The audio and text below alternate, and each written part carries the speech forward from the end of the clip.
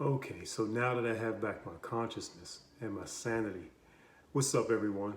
So, based on a suggestion from Michael Toshi, a subscriber, I'm doing tips and tricks for the 2010 Honda Crosstour. There's one other video out there like this. It's the 2013 Honda Crosstour done by everyone in the Honda world knows HondaPro Jason. He did tips and tricks on the 2013, a newer model. This one will be tips and tricks on the 2010, which also covers the 2011 and 2012 Honda Crosstour. So I appreciate the suggestion, Michael. And for everyone, y'all ready? Here we go. All right, so starting in the rear of the vehicle, most, if not every Crosstour owner is now fully aware of the feature that with these releases, you can make your seats fold down with just a pull of a trigger. All right, so that's obvious. We all got that. So in addition to being able to do that standing outside the vehicle, if you happen to be standing along the side of the vehicle in the rear seat area, you also have a trigger located right on the top of the seat to the left and to the right. And when you pull on it, you also can release the seat that way as well. So if you happen to be standing outside the vehicle and you're at the back of it at the moment, you can pull this latch here and fold the seat down that way as well. All right, so one of the Crosstour features that really comes in handy is this weatherproof and waterproof surface that you can convert your cargo area into. So it starts by lifting the hatch, and you take it and you flip it. So now you have a surface that's waterproof, but in addition to the middle section, you also have the two outer sections which are shaped in an identical fashion that allows you to flip them over and switch sides with them, giving you a basically 50% or more, almost 60% of your cargo area is now weatherproof and ready for anything that's muddy, wet, dirty, what have you. So you could take like a wet umbrella and put it here, and now you don't have to worry about your carpeting in your cargo area getting too wet. All right, and the cool thing is Honda gave you these holes, one here and one here. Okay, and what that's for is if you want to keep the cargo area open, what you'll do is take that hook and use the hole here, and once you put that hook in the hole there, it actually holds your cargo area open for you. Okay, they install that on both sides because if you're using the waterproof side, that hook will fit over here. If you're using your carpeted side, your cargo area, and you want to keep this up, now you have the ability to use the hole on this side to hold your cargo area open for you. All right, so here's a feature that I actually use a lot. It's the rear view mirror that lowers itself when you put the car in reverse, and you can switch either to the left or right depending on which side you want to use at the moment. I'll show you how to use that. Check this. So of course, you know your buttons that control your mirror position. You also have the ability to control the left and right mirror that you want to control at the moment. So when you switch it from the middle to the left mirror, watch what happens when you put the car in reverse.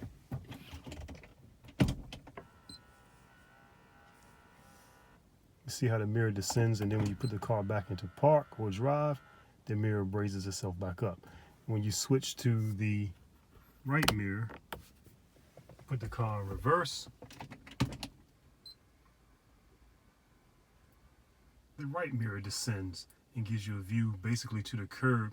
That way you can avoid putting curb rash on your rims and messing up your rims when you're trying to park.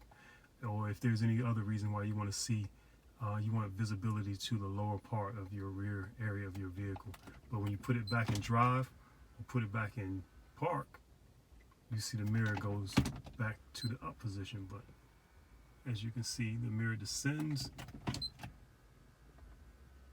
and raises based on your gear shift level, okay? And like I said, you control that with the left and right button. Pretty cool, huh?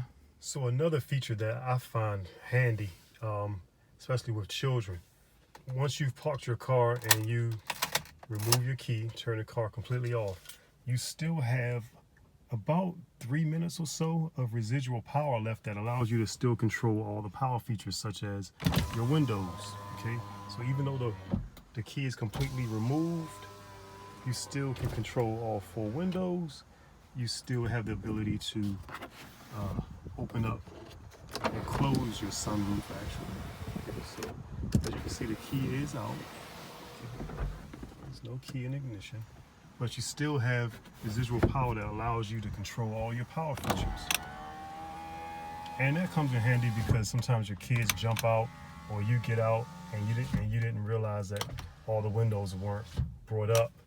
And you can still do that as long as you don't open the door yet, because once you open up the door, that cuts off your residual power. But as long as the door hasn't been opened yet, you can still operate your power windows and your sunroof for about the next 3 to 5 minutes, I would say. So it really comes in handy. I'll show you the next one. Another feature that isn't mentioned many times in videos is the day-night button there. You can see that half moon and sun. So what that button does, it will control the brightness of your nav screen. With the depression of the button twice, as you can see, you get a dimly lit navigation screen, and press it again, you can turn it off, press it again, it comes back completely lit. Some people don't like their screens to be too bright at night, so you can actually either go in, press it once, and now you can control the brightness with the dial, okay? Or you can do an instant dimming by pressing the button again. All right, as you can see, the screen is dim, but it's still there. That's good at night. It's kind of hard for you to see how dim it is during the day, but at night, that's a dim screen. And then you can completely turn it off, or you can have it at this bright level, which is good for daylight. But that button there isn't mentioned many times in videos. All right, another feature that I have never seen mentioned in a video is in your rear view mirror.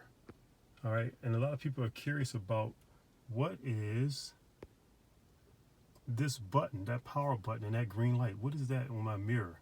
Well, what that feature does, it's your auto day night dimming feature on your rear view mirror. So if there's someone behind you and their headlights are really bright, what you will get is when that light is green, this mirror will automatically dim itself so that the headlights behind you aren't too bright in your rear view mirror. All right, so if you shut that off and you see your green light went off on your rear view mirror, there's a sensor right here. Okay, there's a sensor and then there's the light. Turning that light off with this button will keep your rear view mirror from dimming at night when headlights hit your rear view mirror. So that's all that simply is there's a sensor here that picks up the light from the rear view, from the cars that are behind you. So once this rear view mirror sees bright headlights, so if someone has a high beams on and this sensor picks that up, all right, while this light is green, your rear view mirror will dim. It'll tint a little bit so that you won't have glare in your eyes. But as long as that button is not, if that light is not on, this sensor will not make the mirror tint. So that's what that feature is. I like to keep mine on. So another feature that I rarely see mentioned in videos is the lower back support in your power seat. So there's a lumbar support button right here. Depressing it will increase the lumbar support in your lower back. And for people that have lower back issues or like scoliosis and stuff like that, for longer trips, this comes in handy. Of course, there's the forward and back motion of the seat, and the seat back, forward and backward. But this is lumbar support for the lower back. And I like mine to be a lot less lumbar support in my lower back. But for longer trips with people that have back issues, this comes in handy. And when you press it, you'll feel this support comes out and pushes into your lower back and gives you a tremendous amount of lower back support. So another feature that I haven't seen mentioned has to do with the audio, and that's this title button. Okay, and what that does is if you're not listening to your XM radio or your CDs or your auxiliary music, that title button will allow your regular AM FM radio to display here. And let me switch over. So 94.7. So it will allow it to be displayed in two places. So when you press the title button, what you'll see is on the screen now, the artist and the song gets displayed that's playing. All right. So the Eurythmics is singing Sweet Dreams, and you'll also see that there on the miniature screen. If you press title again and you turn that feature off, it doesn't show you the title and artist in either place. But once you hit it again, there you go. Your title and artist of the song gets displayed in both areas.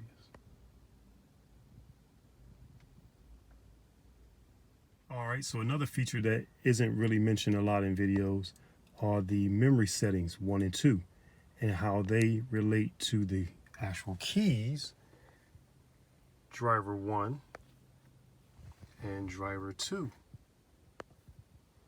What happens if driver 1 takes their key and approaches the car, unlocks the door,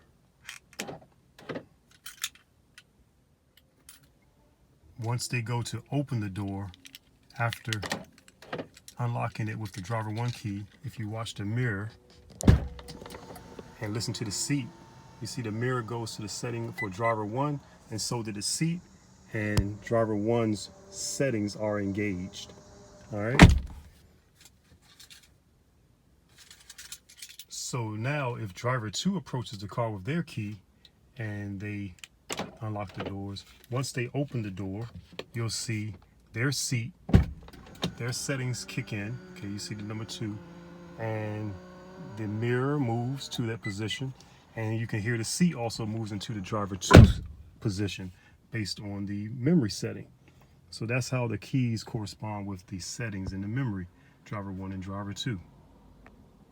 So another nice feature that rarely is mentioned is how the key works with the windows and sunroof. So if you unlock once, unlock again, but hold the key, you can open up your sunroof just by holding the unlock key down after depressing the second time. All your windows and your sunroof open up. Okay, that's cool in the summertime because that will let all the heat out as you're approaching your vehicle, and you can do that from about I guess 50 feet away from the car or so. It may be more, but about 50 feet away from the car, you can push the button once, push it twice, and hold it, and let all the heat out of your car by holding that button down. Nice feature in the summertime. All right, and to piggyback on that feature, if you put your key, your physical key, in the lock, if you turn it once to the left to lock the car, and then turn it to the left and hold it, your sunroof will close and all 4 windows will close while standing outside the vehicle, so you don't have to jump back in if you forgot to put your windows up. You don't have to jump back in and turn your car on to get all your windows to close and your sunroof. All right, so that's just a handful of the tips and tricks that I can think of at the moment. If there are any more I can think of that I think will benefit you, I'll do another short video. I just don't want these videos to be too long, but that knocks out a few of them that you know, kind of almost come into play more frequently than some of the others. So that's why I chose those. But if you can think of any that you like to see done, or if you discover any on your own, just point them out to me in the comments, and it'd be nice to chat about those. As a matter of fact, you might even be able to attach videos to the comments too, so that'd be even better, so people can see some of the things I didn't point out, and then I can also see it. That would be nice. So if you can, just attach a short video too. And on that note, I'll say see you later.